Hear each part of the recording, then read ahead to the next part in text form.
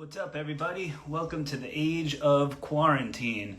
My name is David Castillo from Saint Vitus. Welcome, everybody. Hope you had a good week. Hope you registered to vote, did all that good shit. Yeah, shit's crazy. Wanted to just say shout out to my friends at Threes for this fucking delicious beer. And today we have an awesome guest. We have Blake from Pig Destroyer.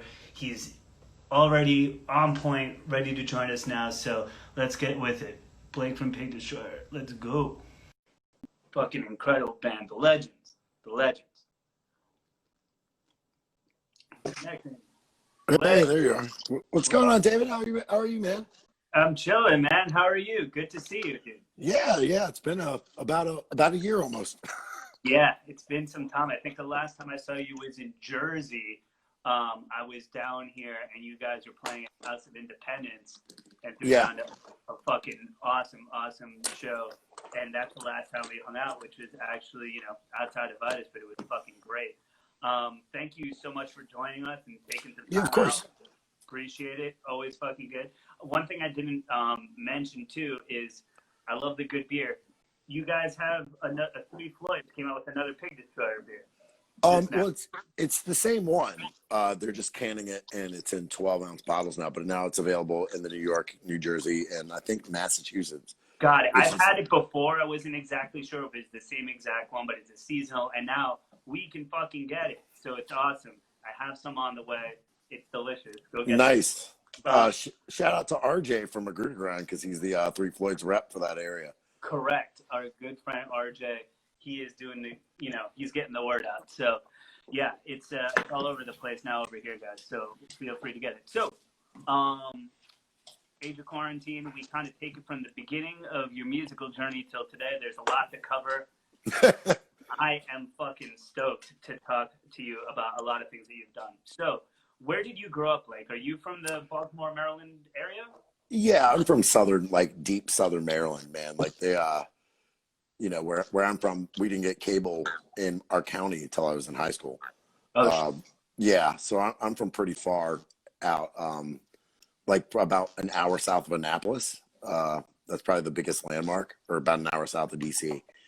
I moved to Baltimore when I went to college, and that's when I first really started playing in bands. Actually, half the reason I picked Towson State was because I knew some dudes in bands. So I figured it'd be easy for me to scam my way in.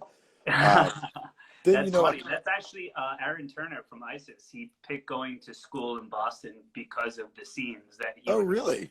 Well, he would be close to. Yeah, he told me the same thing here too. So, it's more than just an education, kid. Well, I flunked out and then I dropped out. So, that's the short story of the college career. But Sure. So, when did you start playing music? Was it earlier in life? Was it more like high school? What kind of started making you think that music was the thing that you kind of wanted to pursue somewhat? Well, that's actually kind of tough. I think, And Justice for All was such a big record for everybody. And I was in middle school when that came out. And that kind of exposed me to the Misfits, who actually I didn't know much about punk rock. I thought they were just a really shitty metal band that couldn't play.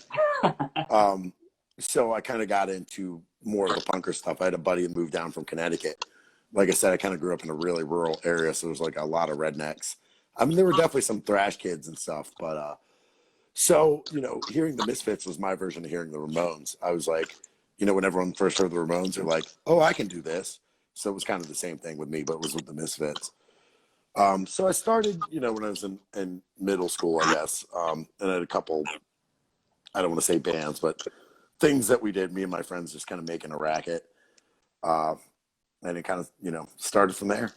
Yeah, totally. And what was were you always kind of really interested in electronics and things of that nature? Or No, actually quite the opposite. I'm just a really shitty guitar player. Me too. Yeah. So we got that in common. And I was in a couple bands where I played guitar, a band before Pig Destroyer called Triac that I sang for. And I would go with the Pig Destroyer dudes to shows and like sell merch and just kind of hang out.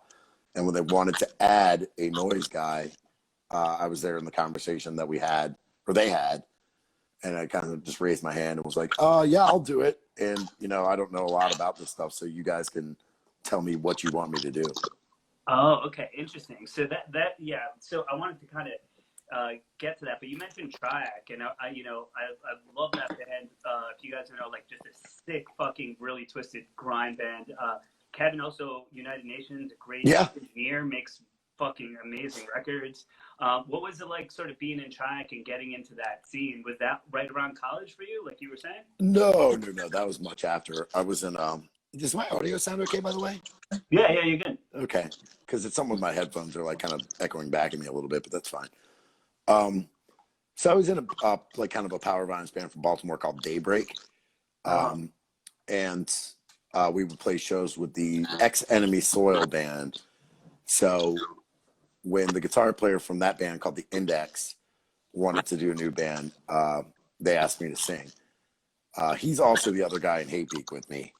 Hate Beak. Yeah, so you know, it's just like every scene; it's pretty incestuous. Yeah, totally. I remember being really stoned in college, and my friend Ryan, who has like one of these faces that really like lights up when he gets excited. He's like, "Hey man, have you ever heard Hate Beak before?" And we just listened to Hate Beak for like 3 hours, stoned out of lines, and it was great. And I think that's literally the first music I ever heard that you might have been involved with. Possibly. I mean, like, you know, everything else I've done except for Pig Destroyer has been pretty underground, not necessarily intentionally. But... Yeah, totally. And just kind of having fun doing that stuff. So you were so you had some bands going, and then you got into Triac. Great discography there. And then like you said, you were just kind of hanging out with Pig Destroyer and they had like, was it them that were like, hey, we want to bring in these noise elements and stuff like that? Maybe, and then you were like, hey, I think I could pull this off for you guys. Yeah, that's basically it. We did a couple shows with the noise band White House and Wolf Eyes. Yeah. Great. So, you know, Scott was really interested in adding that element. And, you know, there's like, you know, Godflesh had a little bit of that. Napalm definitely had some of it at points. So, you know, again, I just kind of raised my hand and was like, yeah, I'll do it. And they knew that they got along with me. You know, Pig Destroyer was way less, I don't want to use the word professional, but active than we are now. I mean, Pig Destroyer might have played like 3 shows a year at that time. Yeah. So it was very different. You know, we're going on 17, 16 years since I joined the band. So it was definitely a much different scene. Yeah, for sure. I remember, you know, I think the first time I ever heard them was Prowler in the Yard, and I couldn't believe it was just like 3 dudes. My friend was like, yeah, it's 3 dudes, man. It's like insane. And then I think there was a split with Orchid too, and that's kind of when I first sort of got involved. What was the first time? And you know, and then that record especially, I feel like became pretty legendary, like in the underground and stuff. When was the first time that you kind of interacted with Pig Destroyer and just were like, wow, this is a great band? I know you're from the same area and stuff. So I had seen Pig Destroyer probably their 3rd or 4th show. They played at University of Maryland, Baltimore, with this band from the area called Frodis and with Enemy Soil. So that was the first time I saw them. And then when I was in Daybreak, our bass player went to college at Johns Hopkins. So we booked like a little fest and we got Enemy Soil up. And that was actually the first time I saw Page 99 and got Pig Destroyer up. So that was like the first time I met him. And I think we just kind of hit it off instantly. Daybreak was pretty obnoxious. We had like cards that said anti-crusty crew because we really hated crusty punks. Like we had like laminated cards. So I think we gave the Pig Destroyer guys that and they thought it was like hilarious. You know, Daybreak would do like super stupid shit. Like mostly it was just a lot of broken equipment and just total chaos. Yeah. And I mean, sometimes that's all you need is some total chaos and somebody to hang on. That's actually like a beautiful thing too. I mean, I remember going to shows that really felt like that, like metal band, like a couple of bands that were like Frodis is like a really smart punk band, and in a way, and then Page 99 more on like the screamo thing with like 300 people on stage. I love the kind of not like strict adherence to kind of genre in those shows. It's just people hanging out who are kind of all underground and like-minded. Yeah, I mean, there was not as much you know, kind of like scene police keeping at that time. It was either like you were good or you weren't. I mean, I can't, you know, not necessarily bands that I like a whole lot, but I remember seeing TV on the radio open for Coalesce. And then like TV on the radio, like 6 years later was like on MTV and huge. And I was like, what the fuck? I saw this band like with 3 other people, you know? Yeah, totally. I mean, there was a lot of really wild crossover, I think.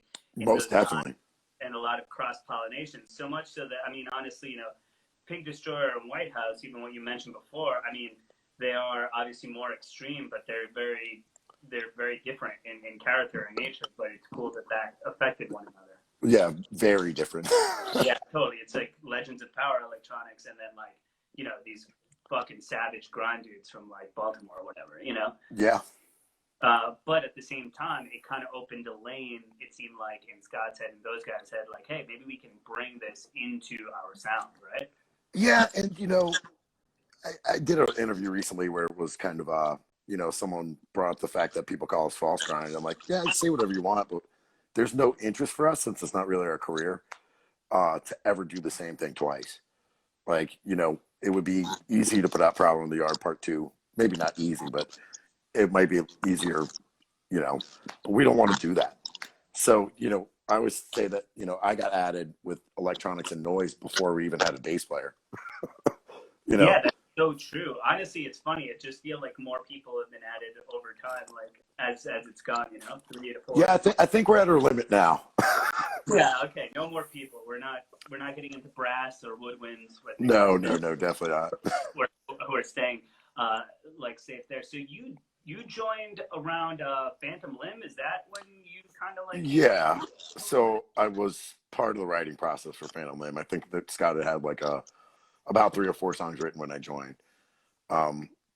The short version, I don't know if you're going to ask, but I'm going to say it anyway, is it's still very much a learning process for me to kind of get, you know, I don't want to just do like a bunch of white noise and step all over the riffs, even though that would sound super intense. But, you know, I think Scott's such a talented songwriter that I want to give the songs their due and a little room to breathe. So, you know, every release I've been on, there's like a little more of me. So Phantom Limb, it was pretty sparing that what I was on. And then there's like a little more on Book Burner and a little more on Head Cage and definitely more in the new EP. But yeah, absolutely. And we'll definitely get there too. And that's actually what I've noticed too. It's just like, I feel like, you know, bringing in this element that, you know, it was kind of like, here's this band that's kind of growing and now adding elements. And I feel like now it's really kind of coalesced into newer sounds that is just a new kind of mode of Pig Destroyer. Like, right. And I understand it now. And it's its own sort of thing, as opposed to like this plus this. Now it's just one thing together. What was it like to kind of try and factor in, like you said, you didn't want to overdo? Was there a lot of direction from Scott? How did you guys kind of start together? I mean, you know, Scott is the primary songwriter, and yeah, he definitely has a lot of input on what I do. You know, it's a little different and challenging for me because I think, like, you know, if we added a second guitar player, they kind of know what they have to do. Whereas my limits are kind of boundless. You know, it's just got to sound right. I'm constantly writing and working on stuff to have stuff prepped, but, you know, it's a mood or it's an idea, and sometimes it doesn't work. I know that JR and I did a lot of demoing of stuff for Head Cage, and I probably have 4 or 5 different versions of at least like 6 of the songs, and actually none of those worked out. Yeah, and I think that that's something that is really where some of the magic kind of lies, is that there's not this sort of like exactitude of no or whatever. It's like color and mood and Right. feel. You're trying to sort of arrive at that through all these sorts of electronics and stuff like that. When you first started to now, have you kind of just amassed an arsenal of gear? Is there things that, like, you know, you notice it's kind of worked more in the palette of like of Pig Destroyer that you kind of enjoy? Yes and no. I have a massive amount of gear, and I'm always switching it out. Actually, I just got my first Mac yesterday or this week, and an interface I'm going to be doing more on the record, like kind of less sampley stuff and more noise when we get to working on the record. But yeah, and you know, I have a ton of noise gizmos that kind of are piling up in the closet in my upstairs. And every now and then I'll dust something off, but a lot of it's not intuitive. It's kind of hard for me to jam per se, because you know, you don't want to just sit around making noise. It's kind of boring. And then without the context of the band, I don't really know what works and doesn't work until we're in the practice space banging it out. Sure. So yeah, it does. There's actually this really cool piece I have that is called the Moisturizer, and a guy from Baltimore makes it. And they're super expensive, but it's just so fucking fragile. I can't take it anywhere. Oh, you know, wow. we do a lot of fly-in dates and stuff like that. So it's got springs on it. And I think I broke them like 7 or 8 times. So it's like, yeah, I mean, I really love this fucking thing, but it's just so fragile. It's a pain in the ass. Yeah, totally. And just kind of that's always sort of the thing. Like I make electronic music. I got a bunch of synths, and what I'll take to a show versus what I have in my house is a whole different sort of scenario, right? Yeah, most definitely, man. You can't cart all that shit around either. It's just like brutal. Yeah, it's brutal, and it's also like, oh man, I don't want to fuck this up. Like, you know, Right. like I want to take like the Porsche's out of the garage, and there's all this, you know, all these fragile synths and knobs kind of flying around everywhere. It's Yeah. yeah, it can be kind of rough, right? Yeah. And you know, like they don't really make cases for that sort of thing. So, you know, I've definitely had a couple things I'm like, oh, well, this didn't make it through that flight. Yeah, oh, dude, yeah, super. It's fucking horrible. So, as you kind of started integrating to the band, like you said, you guys start like kind of jamming it out, and you kind of are in the room when you're starting to come up with these textures. That's generally kind of how it goes. Yeah, and then Scott will kind of demo the songs, and I'll get together with JR. He's about 40 minutes away in Virginia, so I'll get together with him, and we'll kind of go over what we want. And like I said, for Head Cage, there was multiple songs that we had a couple different versions of. Yeah. Mostly I kind of want his input because I don't want to, like, again, like step all over his vocals or his vocal pattern. So, you know, that's the process right now, but who knows, by the time we get to a new record, it might change. Yeah. One of the things that I kind of noticed that I really kind of like too is as the noise kind of bits and everything have started weaving themselves into just like kind of the fabric of the band more and more, it feels like there's certain moments now that, like, especially when you guys get to kind of Head Cage and stuff, and now the EP that's coming up too, there's a little bit more space. There's time. I feel like where like there's a little bit more narrative time for with voice, and then you complement that really nice. Has that been something you guys have purposely tried to tease out? Yeah, I mean it's work. That's how we do it, kind of right now. But you know, who knows? With quarantine, Scott is working on stuff and just cranks them out. And you know, I always say that, like, Scott, you know, it takes him a while to get revved up, but once he like gets in his zone, like, it's like he'll write 2 songs and then it'll be a couple months, and then he'll come back with like 8, and he has his idea. So it's like once he kind of strikes whatever gold inside of him is what's right, he's on fire. Yeah, and sometimes I can't even keep up. Yeah, that's you know, really there's definitely worse problems to have. And with a label, there's always like, you know, we could spend years just working on one record with my stuff because, like I said, it's kind of limitless. But you know, we have to put a hard deadline on stuff, or we'll just never finish it. Yeah, for sure. I mean, I think that's something that you hear from like a lot of artists too. It's like starting stuff is kind of easy, or getting it to maybe 70%, but just being like, this is done, and walking away seems to always be the toughest thing, right? And that's where, you know, even though we think it's kind of like a pain, like Relapse is like, no, you got to get this record done by this time, man. They don't really pressure us to write, but it's like once we tell them, hey, we're at 70% or whatever, they're like, okay, we're putting a hard date on this. Yeah, I mean, and sometimes those things are good too, because you have to innovate, you have to kind of go for it, and it gives you at least a stopping point. Maybe you'd want a couple of things back, but it's like, yeah, I mean, you know, I don't think I know a single musician that's ever been like, yeah, this is exactly 100% the record I wanted to put out. So There's always something that you want to redo or something, you know. has there been a consistent producer for the records over the past couple, or has it changed? Scott, with the exception of Head Cage, which was Will Putney. That's what I thought. Will was. I knew that there Right. was somebody with involved. So Will did Head Cage. What was it like working with Will and just having somebody new involved? It was pretty easy.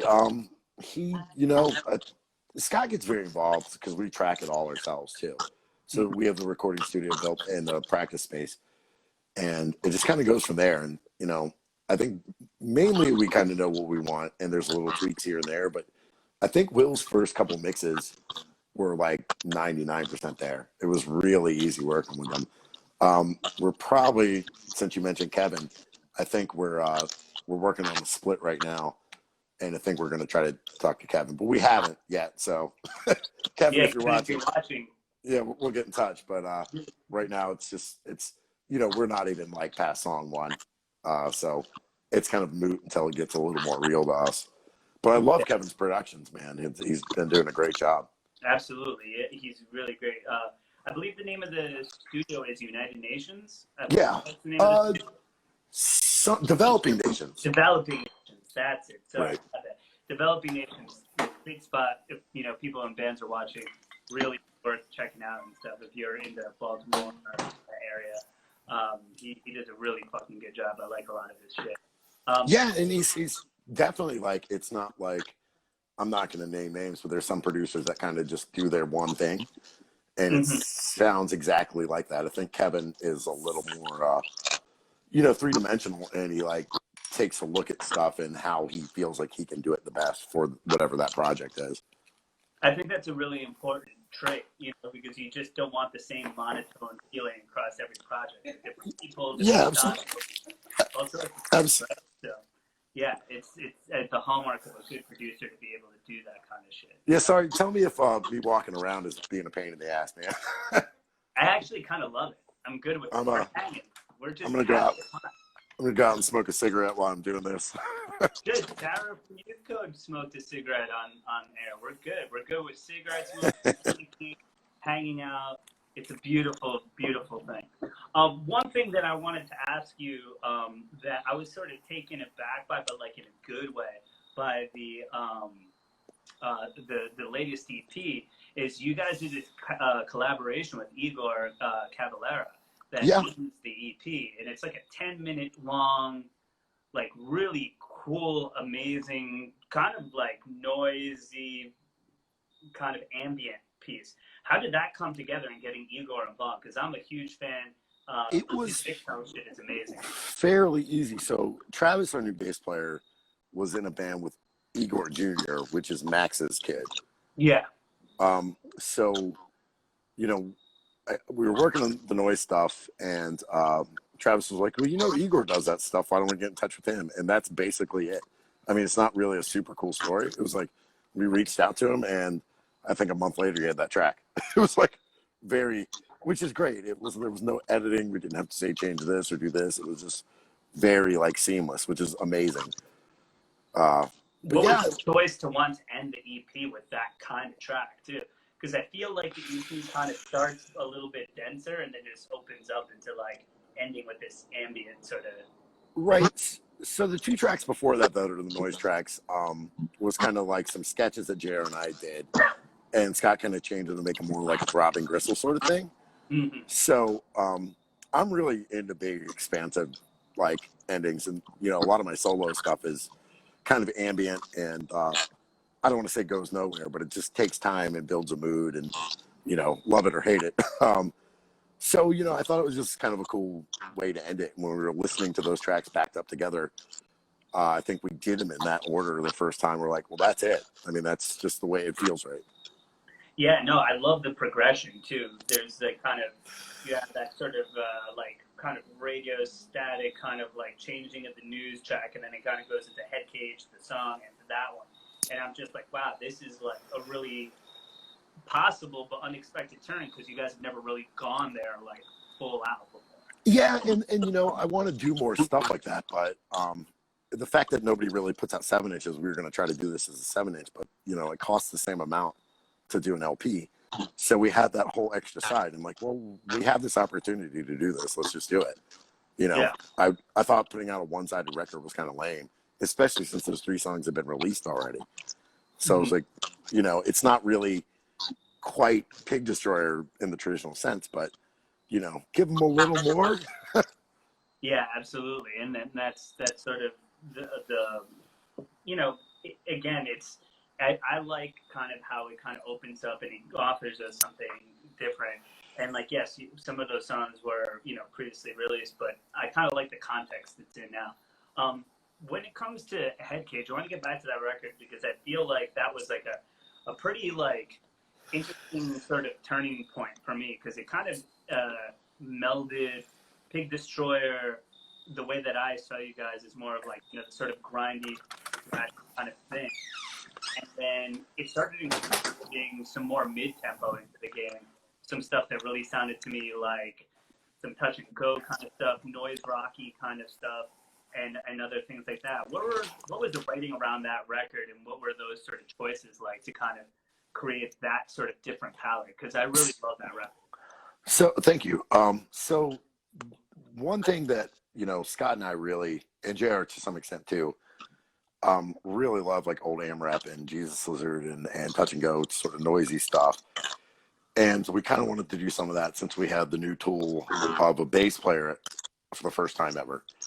So doing that, and then Scott wanted to actually do, and this didn't really hit me until after we had done the record, but he wanted to have slight variations on the riffs, but kind of have them sink in because Scott's like a huge like jazz nerd, but like guitar jazz nerd. So he wanted to kind of explore that too. So yeah, it is a pretty mid-pace. I mean, I think the fast songs on there might be the fastest stuff we've ever done, but there's like 3 of them and they're like 45 seconds long or something like that. Yeah, and that's what I kind of love about it too. It's just, to me, there's like this sort of opening of the dynamics for Pig Destroyer that was really leveraging like all of the new pieces. Like in Head Cage, I was like, well, okay, cool. Like Scott's, it still feels like his playing, but now there's this in the pocket bass player and stuff, and now all of a sudden the guitar can pull back a little bit. Now here's some like ambience and noise, and JR taking over the scene. And with a 3-person band to start with, that's not really that possible, right? No, most definitely. The new tools create this sort of new arena, which I thought was really cool. I was like, oh shit, okay. As a listener, I was like, oh, I get it. They're using all the new tools in a new way. Did you feel like that was really when, okay, this is like Pig Destroyer maybe 3.0 now. We got the bass player in this, and like we could do a lot more. Yeah, I mean, we're definitely a far cry from the 38 counts of battery days, it's kind of funny, like, we get tagged with the grind tag a lot, and I get it, but we've never really even said that we're a grind band. We're just going to say we're a thrash band. And I think that started with like, me working around a bunch of norms, and they're like, what's grindcore? I'm like, well, we're just a thrash metal band. Don't worry about it. Like, so, and like I said earlier, we just don't want to do the same thing twice. I mean, Terrifier to me there's so much like abrasive, noisy stuff on that record, and it's so untraditional for the time as far as grindcore goes. But I think that's like our most brilliant record. Absolutely great. I mean, and I love the cover of that record as well with the red, and like just it was very striking to me. I've always thought Pig Destroyer has had like super fucking classy and great artwork. We try. Yeah, it's really fucking, to me, I love it. And I remember when Terrifier came out and just looking at that and being like, wow, I love this image. They've done it again. Like Prowler is like, with the Paul Booth artwork and all that shit, was like, I felt like I was like, oh man, I shouldn't even have this. This is like disgusting. I was young, and I'm like, this feels dangerous, but I was excited. Speaking of our bass player, I just saw him, he typed something, so I'm gonna give Travis a shout out. He's had the worst second year of any band ever since he joined Pig Destroyer a year and then COVID hit. Oh man. So like we played a lot of shows last year. It was great to be out on the road, and he's like a perfect fit. But all of a sudden he's like, he's considerably younger. In fact, I think I'm his dad's age. And he's like, man, this sucks. Like, like we can't go out and do this. I'm like, well, at least no one else is doing it either.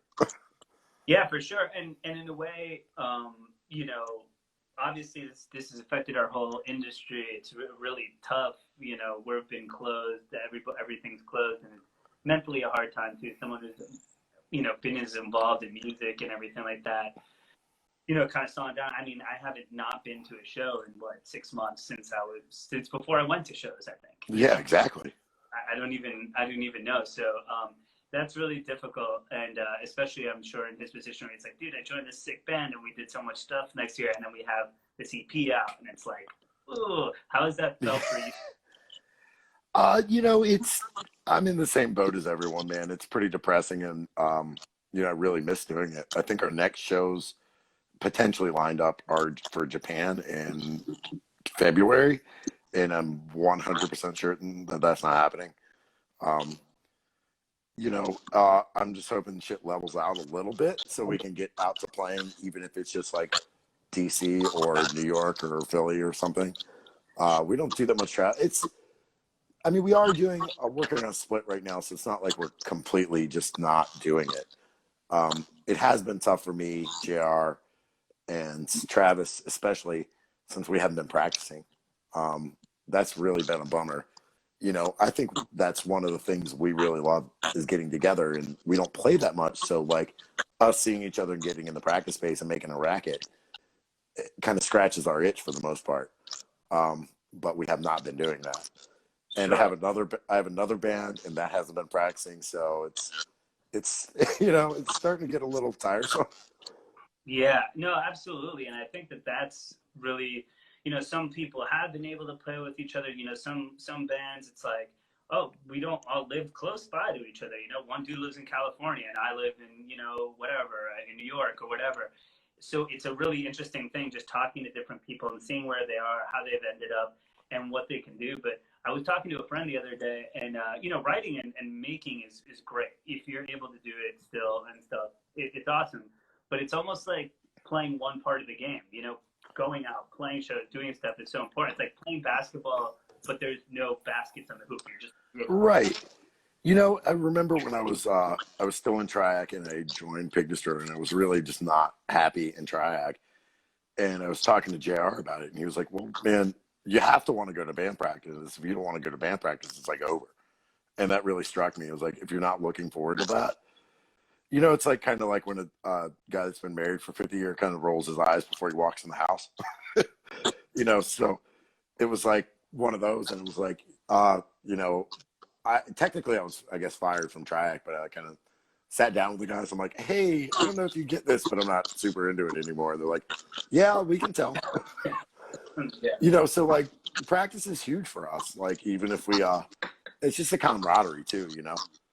Of course, I think that that's really a lot of it too. Is you know, being in bands is being in relationships. You know, Yeah. there's friendships, there's bonds, and creating art together. It's really intimate process. You know, you're like, hey JR, let me read those lyrics. Let me hear what you're saying. Let me see if I can capture a mood.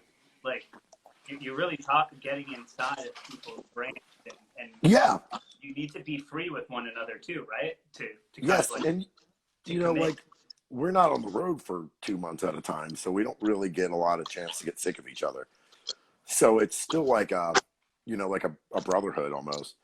I mean, that sounds a little kind of bro to me, but you know, Slightly, it bro. really is like we look forward to like seeing each other and getting into practice and jamming.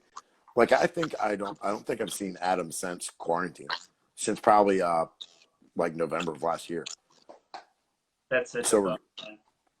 yeah, I mean it's you know it's you know, and Adam and I are super tight. I mean, I'm super tight with all the guys, but it's it's definitely a weird scene, you know.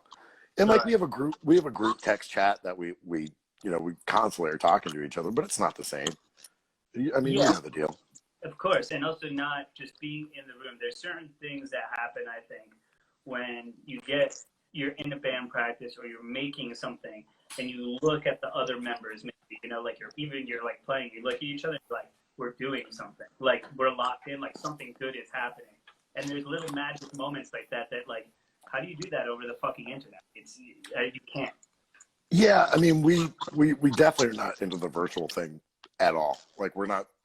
We've had a couple offers for virtual concerts, and like the answer is like definitively no. Got it. Yeah, it just doesn't seem like us, and like a virtual practice seems even lamer. Yeah, no, definitely lamer. So, yeah, that's definitely true.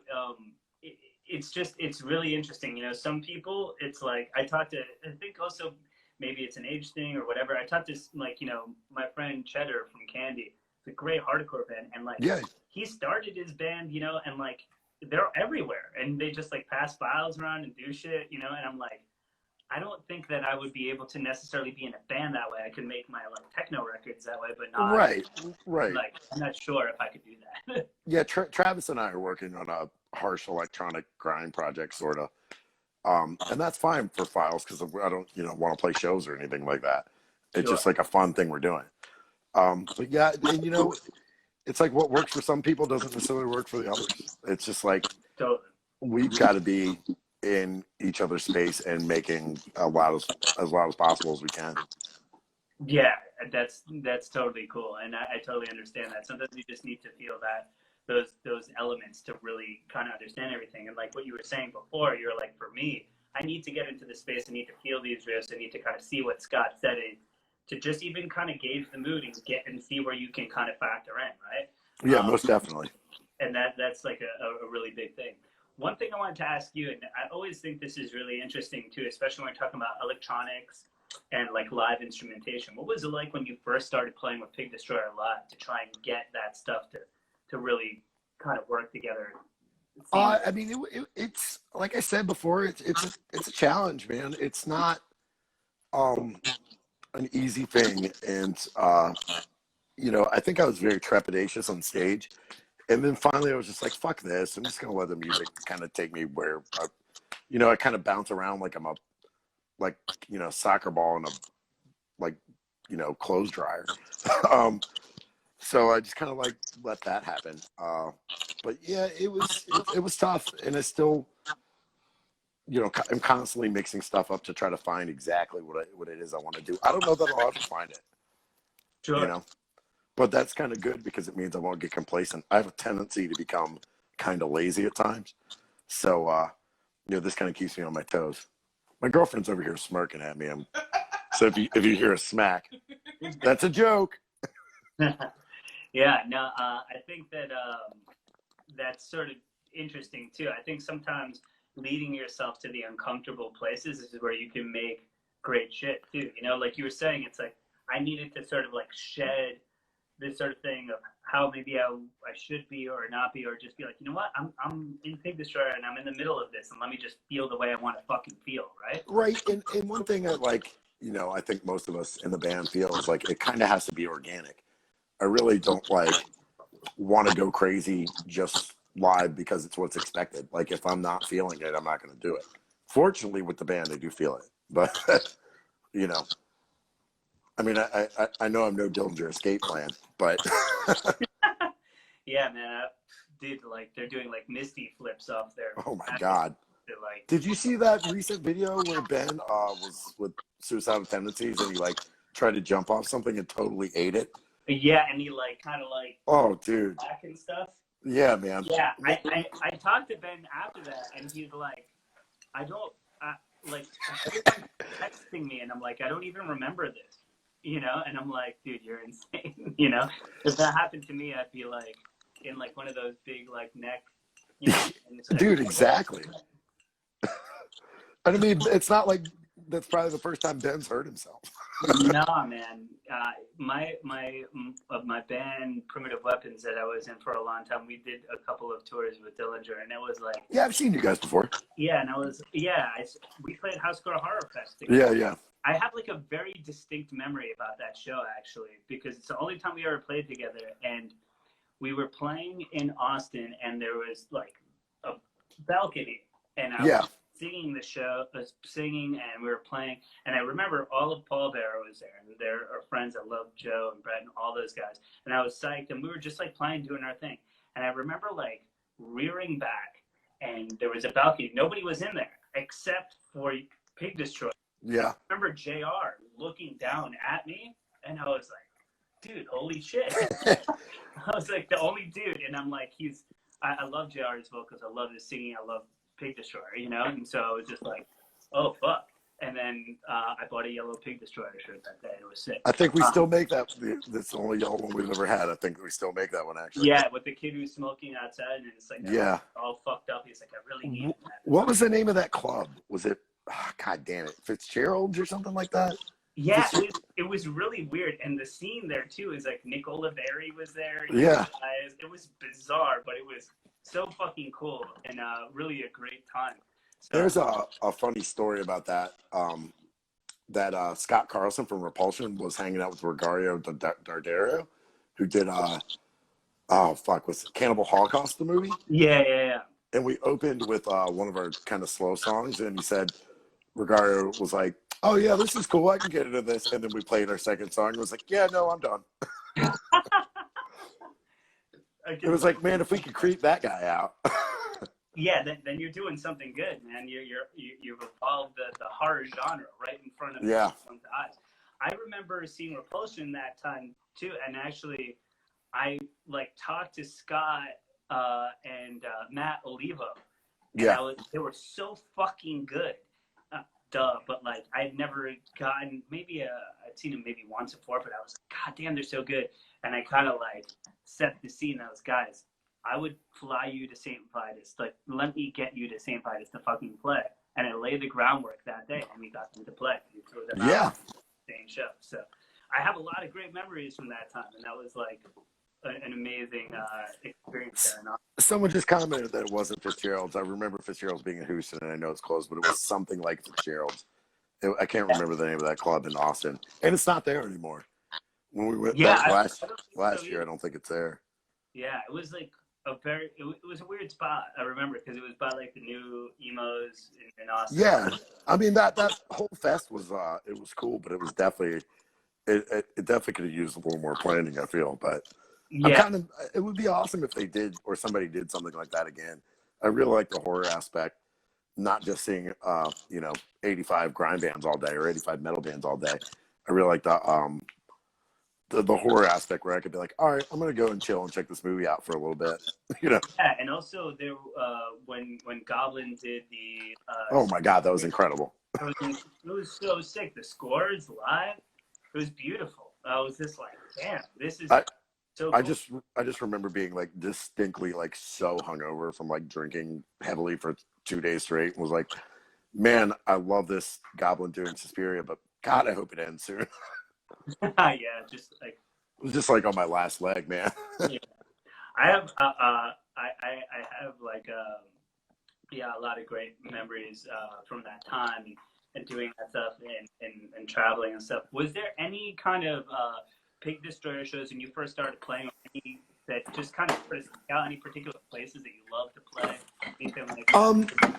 I mean, we love New York, obviously.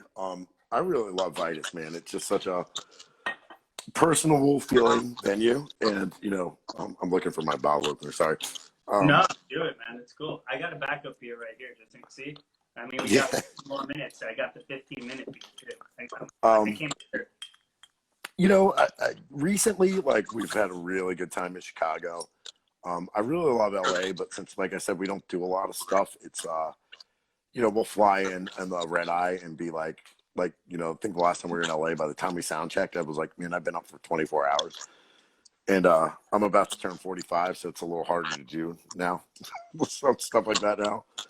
I think that's really important, too, for people. Like, look, like, musicians live kind of crazy lives and do crazy things to even get to you, Right. And there's, like, a human cost to touring and to doing all this stuff. That's something to really consider. So, like, you get Blake at 45 dragging his ass all the way out.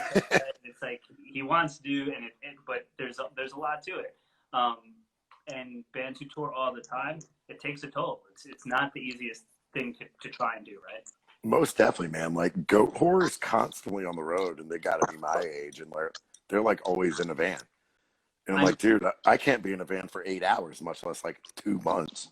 And Ben is like 8 feet tall too. Yeah. Shack with gauntlets on. It's crazy. And they always bring it. Oh. You know, you never hear them get out of the van and be like, oh man, I'm fucking exhausted tonight. Like, this is gonna suck. They always bring it.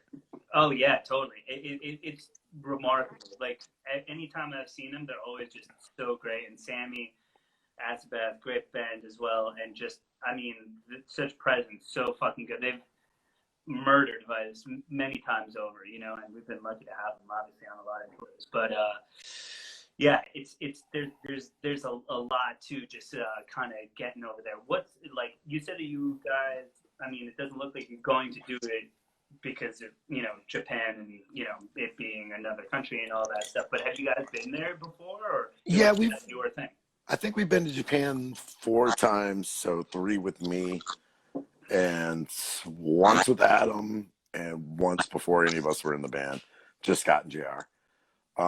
Japan is great, man. It's insane. It's totally culture shock. It's like, you know, you step off the plane and you're like in Blade Runner. Yeah. And the crowds are amazing. It's just they're super respectful, so they go crazy for like 5 seconds, and then it's dead silence because they want to hear what you have to say.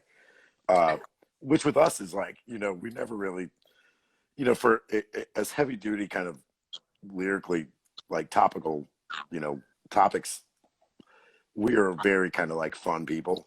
So, you know, we're always like, hey, this is dumb shit, and we talk all, you know. So like, but yeah, Japan is definitely a great spot, man. But it is rough, you know. It's a 14-hour flight there. Yeah. And we're there for 3 days, and then we're home, you know. Yeah, definitely. But those are like the sacrifices you make to be able to kind of balance home and work life, and then also getting, you want some dog water? Right? Right.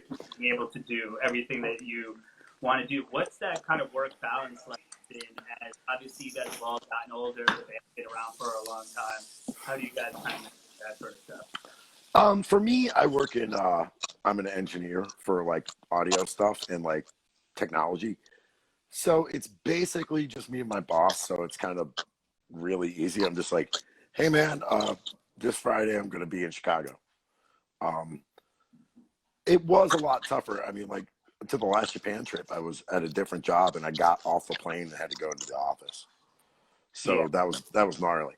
But you know, it's 2020. It's not the way, you know, most jobs are cool with what I do, or I don't think I'd work there.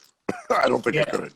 No, you it's know. really interesting. Like, I'm friends with the band Incendiary. They've been on here as well, and like, you know, a lot of them have like pretty day job stuff. They've told some good stories on here about like, it's Sunday at like 3 a.m. and they're like pulling the van, Right. like dropping motherfuckers off before, like, literally they gotta like get 2 hours of sleep and then go commute and go to work and stuff, you know. And Yeah. like, we do it because this is the only way we're ever gonna really be able to play music in reality. And we're just talking about doing a couple of weekend dates, you know? Yeah. I mean, it's definitely, you know, we do the band for us. Work is just a way to be able to do that. Sure. You know, so, you know, it's when I do get a new job, I'm like, hey, just so you know, I'm in this band and it's important. So if there's an issue, let's talk about it now before I say I'm going to do something. Yeah. Before I sign up. I'm going to be in Osaka in 3 weeks, so. Right. And, you know, it's not like, again, we don't go on the road for 3 months a year. Mm-hmm. It's a couple weekends here and there and a couple Fridays. So, you know, it's normally tolerable, but I mean, I could see it being a problem. I mean, I know dudes older than me that can't get a real job because they're just in a band. Yeah, and that's kind of a lot of the things that you sort of have to weigh, right? Like, and that's not just a personal decision, it's a group decision. It's like, okay, how much do we want to do? And coordinating a disparate set of lives is not the Yes. Yeah, and you know, you can't be like, hey man, I've got a job. I don't want to go play in this tour if you're trying to do stuff. You know, that's not fair to everyone else. So it's, you know, we're very fortunate the fact that we can work everything out with our schedules. You know, Scott's got kids and he's the only one in the band. But you know, his wife is cool with him going, and you know, I mean, I definitely know that, like, we flew to Australia, and he was like FaceTiming with his kids the second we got there, and it was like a 30-hour travel day or something like that. Yeah. It's just like you got to put your time in when you can, For sure. And it's something that, like there's a whole different, there's a lot of different parameters of, wanting to be a musician, wanting to do stuff and showing that too. And that's something that, we get into in this show too, to kind of show people like the whole totality of being a musician process, to just like, hey, this is how I organize my life to be able to do this as much as I can, right? Yeah. That's not the easiest thing. I want to actually ask a question, because we've talked about the Terrifier artwork a little bit, and I said you guys have really cool artwork, and to me that's since day one. Who really kind of coordinates the artwork stuff? Who's kind of like the point person there? Because it's changed over time, obviously, working with different artists. Yeah, so this is a good time to drop this. So we are doing a live record from the 2 shows we did at Saint Vitus last October. So it's some tracks from each night. So for example, for that record, we got Chris Taylor again, the guy that did the Terrifier art. And I took kind of point on that. It was a little difficult because what we wanted wasn't his typical style. But it's just kind of one of those things. Scott will pick it up and then he'll get really burned out on it. And then Jared will pick it up and he'll get burned out on it. Or I'll pick it up and I'll get burned out on it. We do a pretty good job of kind of spreading the work around so no one person gets too overwhelmed with one thing. Or we try. Yeah, and I think that's important too. It's like there's like this management aspect to the band too, and it's like, okay, like obviously artwork and aesthetic is super important to you guys. I mean, to any band really, trying to create, and then just like the ins and outs and stuff. So I feel like there's always a point person for different things. Like some bands, it's like, if you're Converge, Jake Bannon is making the shit. Don Baisley is making shit for S, right? Yeah, exactly. But for other people, it's like, who are you going to work with to exude the right moods for any particular piece of music, right? And it's not always easy. I can't say with every one of our record covers we're all 100% happy. Just like a record, what you think the product is going to be is never going to live up to your expectations. It doesn't mean that it's bad. It just means that your vision is slightly different, and that doesn't apply to every band member with everything. Sure. I feel like I'm speaking a lot of generalities here, but there's a couple of our record covers that I'm not 100% thrilled with, but then I go and we play a show and fans are like, dude, I really fucking love this record cover. I'm like, well, that's cool. Yeah.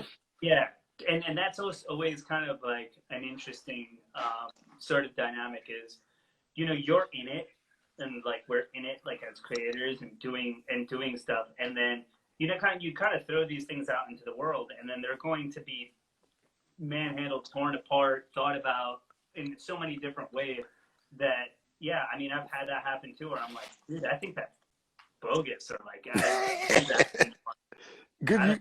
I like the use of the word bogus too. Yeah. And especially when you're dealing with, I don't want to say a third party, but like a third party, it's, if Scott writes a riff that we don't like, we can be like, dude, come on, man.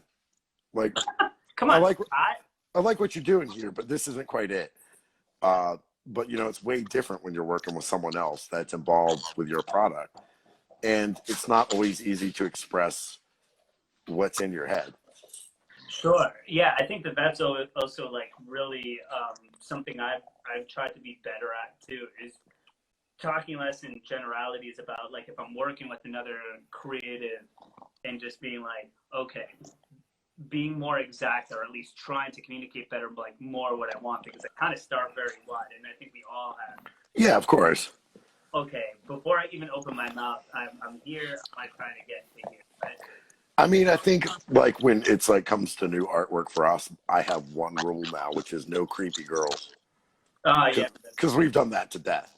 So, I mean, I try to pick artists like I really love Caroline's work. She's done some work for us where I'm like, here are my ideas, but also I want you to do what you want to do, because that's why we're trying to work with you. I don't go tell a mechanic how to fix my car. Sure. We like your art and we want that. Now we may want certain aspects involved in it, but you know, it's what we want is what you do. So, and we also, you know, we spend time, like, we've been trying to get this artist, Trevor Brown, to work with us forever, and he's never even bothered responding to an email.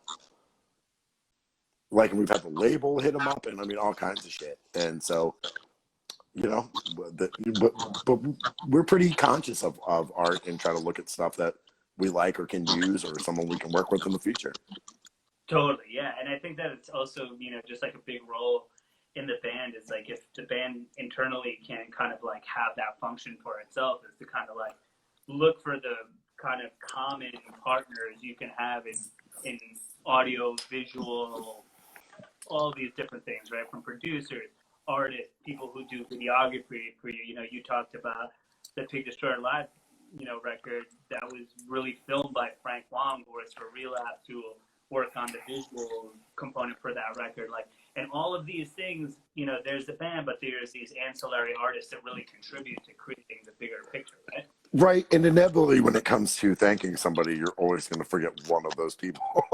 Yeah. Which always sucks, man. I always feel terrible when we do it. But yeah, Frank, so with the live record, Frank filmed it and he got the audio off that and off the board. So we were able to thank your sound guys. I don't remember their names right now. And then Scott Mixet. So that's not like an official announcement because it just turned into artwork like last week. Yeah. So, but it will be out. We were just going to do it. We're honored to be just like the stage where that happened, you know, and that's a really cool thing. We've had Outer Heaven, we've had you guys, we've had Blood Incantation. I mean, we're doing the work here, everybody. Yeah, man. And like, you know, we were originally just going to do that as a digital thing because like when COVID hit, a lot of bands were like, okay, here's a money grab. Let's put a live set on Spotify. And then when we heard that stuff, we were like, really liked the way it sounded. And so it's getting a physical release. I don't know. Like I said, I don't know when, and I don't know who really wants that.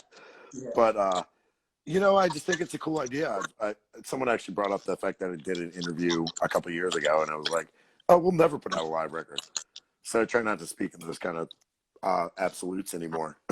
Yeah, totally. Absolutely, man. Well, look, Blake, we only have a couple minutes left, man. I just want to say thank you for joining us. It's been super fucking cool. Always Dude, thank you. Inside. I love this thing, and I watch when I can, man, and you guys are, like, really stepped it up. Like, you guys are doing this 5-6 nights a week now. Yeah, we're just, you know, trying to kind of keep the fire stoked while we're at home and, you know, do something fun for everybody. And, you know, for me, at least personally, it's like, it's almost like being at the club, right? I would get to have a conversation with you every so often, see how you're doing. And sometimes I can actually quiz somebody in a more formal way, and I learn a lot about people who I even consider to be friends for a long time. Right. It's a really fun thing, and it's really cool. So, yeah, it's been great, and gives me a little bit of sense of like, hey, we're all still out here. We're not just like avatars. For real. So, thanks a lot, Blake. Cheers, everybody. Look forward to everything. And guys, take care of yourselves. Talk to you soon, all right, man? Thank you so much, man. Thanks.